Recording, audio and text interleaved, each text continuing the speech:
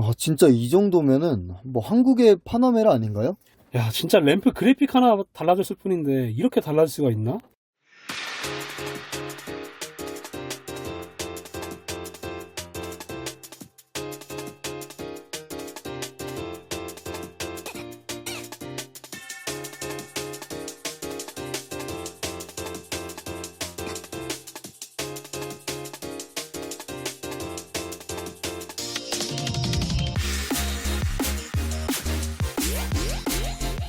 네, 안녕하세요. 기아차의 대표 스포츠 세단 스팅어가 페이스리프트를 거쳐서 더욱 강력한 모습으로 돌아왔는데요. 얼핏 봤을 때는 외관에 큰 변화가 일어난 것처럼 보이진 않아요. 최태인 기자님, 혹시 어떤 부분이 좀 바뀌었죠?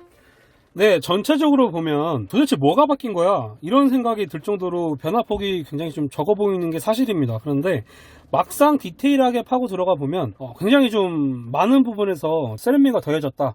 뭐 이렇게 설명을 드릴 수 있을 것 같아요. 일단 뭐 전체적으로 한번 살펴보면요. 일단 외장부터 보면 전면부에는 헤드램프 그래픽 디테일이 가장 큰 변화라고 말씀드릴 수 있을 것 같습니다.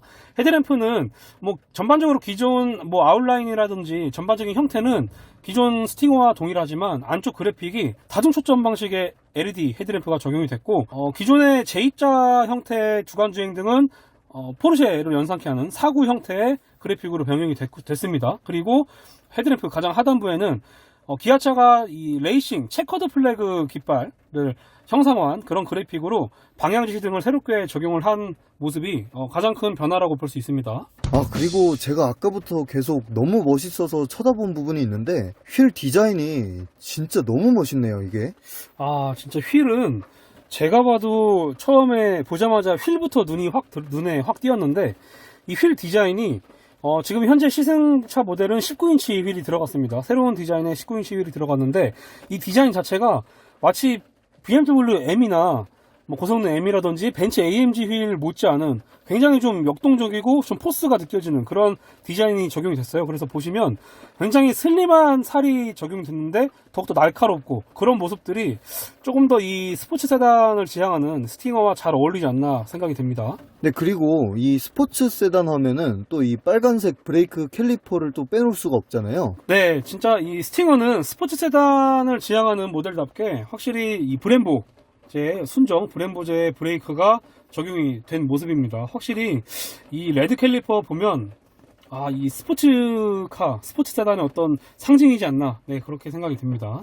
네, 그리고 요즘 차들을 보면은 좀 스포티한 그런 매력을 강조하기 위해서 가짜 에어벤트를 옆에 이제 좀 붙이곤 하는데 이 스팅어는 진짜로 구멍이 뚫려 있나요? 지금 이 스팅어 측면 에어벤트를 보면 이 하단부에 그냥 단순히 멋을 위한 장식이 아니라 정말 뚫려 있습니다. 제가 지금 손가락을 넣어봐도 다 뚫려 있는 모습이고요. 그리고 일반 크롬이 아닌 건메탈을 또 적용을 해서 훨씬 더 좀 묵직하면서도 좀 역동적인 느낌이 납니다. 뭐 사실 앞에나 옆이나 이런 거는 스팅어 기존 오너가 아니고서는 큰 변화를 살펴보기가 힘든데 이 뒷부분이 진짜 많이 바뀌었습니다. 진짜 뒷모습 보면 가장 이 스팅어의 하이라이트가 아닌가, 네, 그렇게 생각이 됩니다. 지금 기존 스팅어도 마찬가지로 커넥트드형 램프가 적용이 됐었는데 이 조명이 일자로 쭉 연결된 스타일은 아니었거든요. 기존 스팅어 같은 경우는 이렇게 삼각형 형태로, 네, 끊어져 있는 그래픽을 보여줬었는데 신형 스팅어 같은 경우는 이 부분을 보완을 해서 훨씬 더 좀 입체적이면서도 미래지향적이고 조금 더 좀 프리미엄한 이미지가 느껴지도록, 네, 커넥티드형 테일 램프를 좀 트렌드를 많이 반영을 했죠. 그래서 훨씬 더 차체가 넓어 보이면서도 좀 얼핏 보면 포르쉐 느낌도 좀 많이 나는 것 같아요. 네, 이거 램프 하나만 일자로 이렇게 쭉 이었을 뿐인데 겉보기에 정말 많이 차이가 나네요. 사실 기존의 스팅어가 이런 일자로 쭉 이어진 램프 때문에 뭐 한국의 파나메라다 이런 얘기가 좀 오갔었잖아요. 그렇죠. 근데 이번에 이렇게 램프까지 이렇게 들어오니까 뭐 이 정도면 뭐 한국의 파나메라라고 해도 되지 않나요? 이게 굉장히 좀 조심스러운 부분이긴 한데 네. 네, 진짜 뭐 디자인만큼은 뭐 정말 이 스팅어 디자인만큼은 누구나 다 인정하는 것은 뭐 사실이니까요.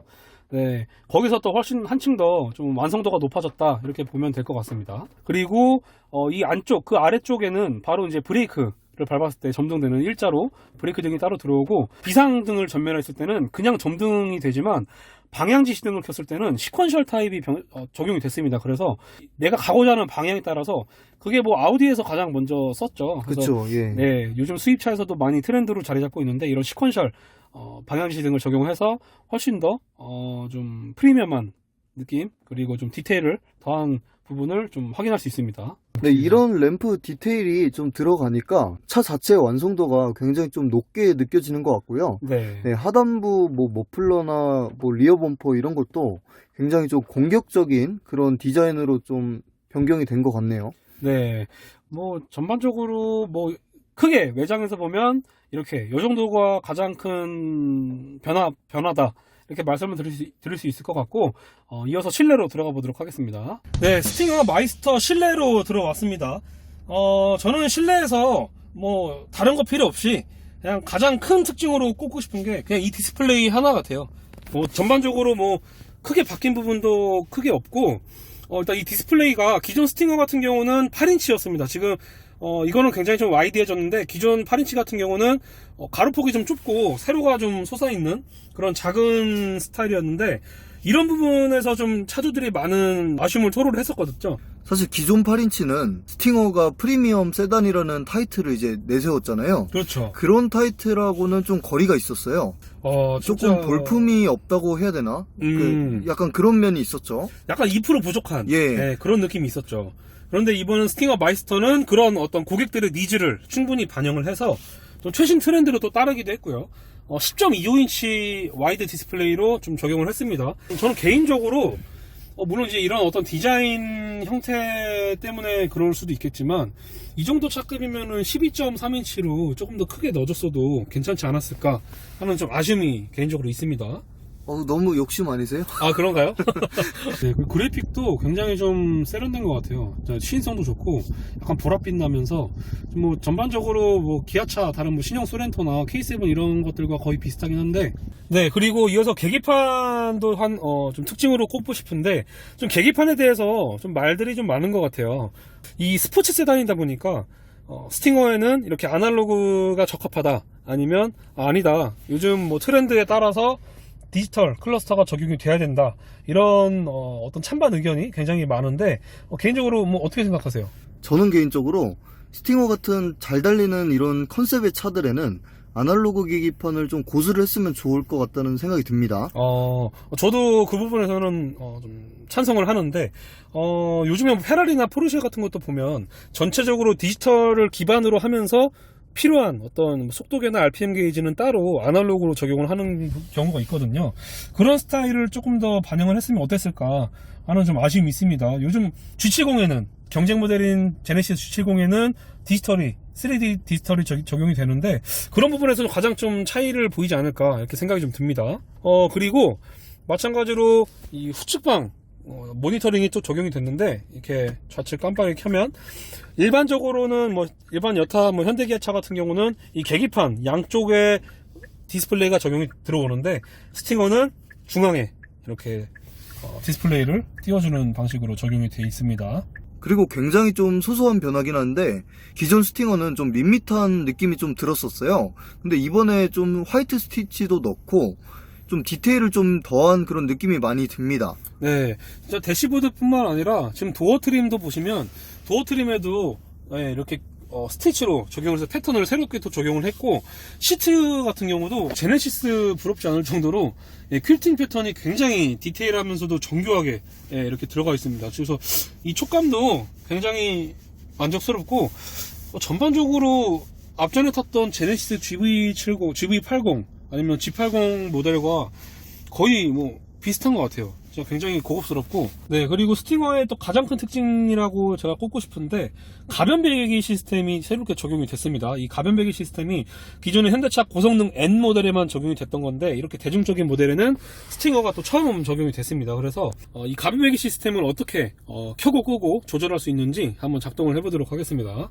일단 홈 화면을 눌러서 옆에 우측으로 넘기면 바로 설정이 있습니다. 설정에서 사운드로 들어가시면, 네, 이렇게 안내음도 등등 있고 음향 제어도 등등이 있습니다. 또 아래로 내리면 액티브 사운드 디자인이라고 따로 있습니다. 그래서 액티브 디자인 사운드를 누르면 지금 현재는 가변 배기 시스템이 꺼진 상태고요. 그리고 또 약하게, 보통, 강하게 해서 지금 제가 한번 테스트를 해볼게요.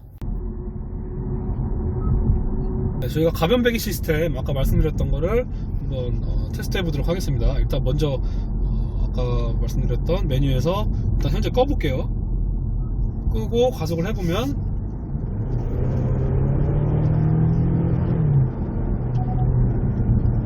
약하게 켜보면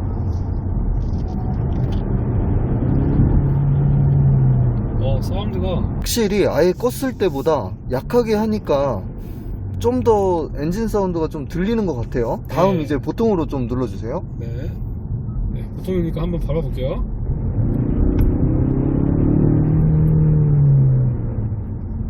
네, 지금 보통이었고 이어서 바로 강하게 한번 바꿔서 이따 달릴 때 테스트 해보도록 하겠습니다.